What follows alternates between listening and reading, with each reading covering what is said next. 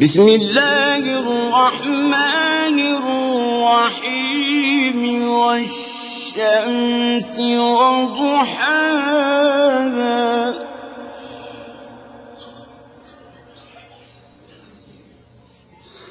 والقمر إذا تلاها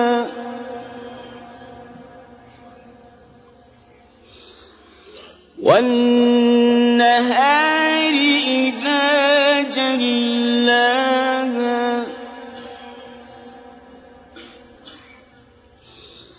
والليل إذا يغشاها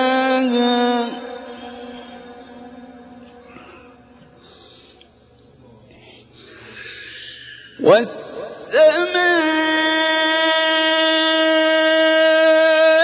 وما بناها والأرض وما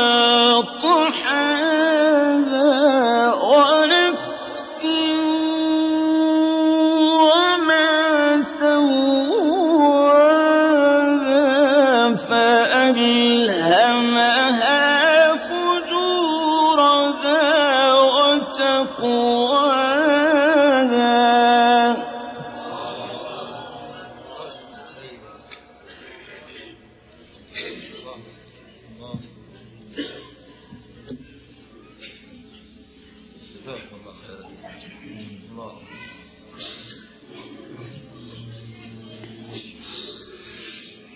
بسم الله الرحمن الرحيم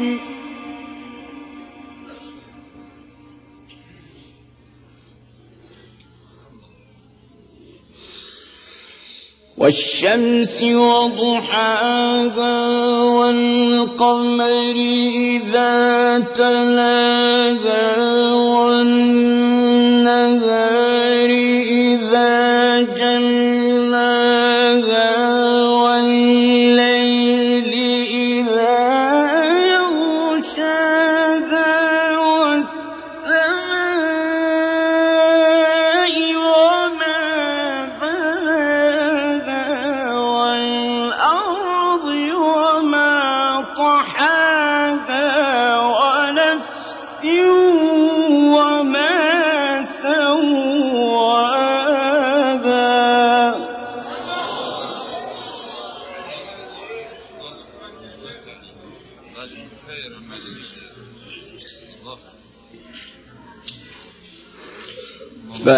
فألهمها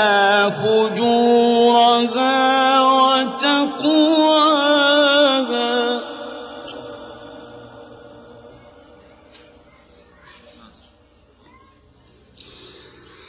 قد أفلح من زكاها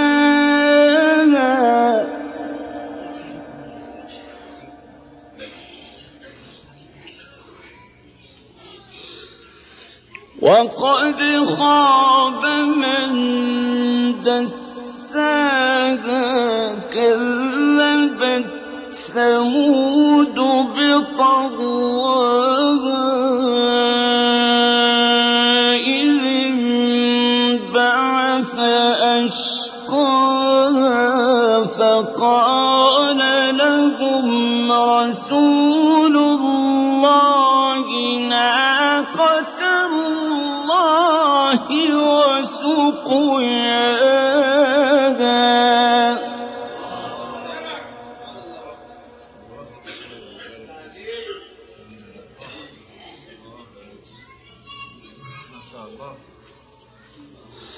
فكذبوه فعقروها